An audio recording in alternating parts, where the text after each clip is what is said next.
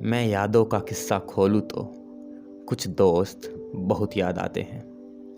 मैं गुजरे पल को सोचूं तो कुछ दोस्त बहुत याद आते हैं।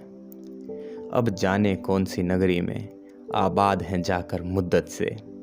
मैं देर रात तक जागूं तो कुछ दोस्त बहुत याद आते हैं। मैं देर रात तक जागूं तो कुछ दोस्त बहुत याद आते हैं।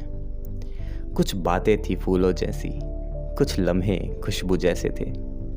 मैं शहर ए चमन में टहलूं तो कुछ दोस्त बहुत याद आते हैं। मैं शहर ए चमन में टहलूं तो कुछ दोस्त बहुत याद आते हैं। सबकी ज़िंदगी बदल गई, एक नए सांचे में ढल गई। सारे यार गुम हो गए। धीरे धीरे उम्र घट जाती है, जीवन यादों की पुस्तक बन जाती है।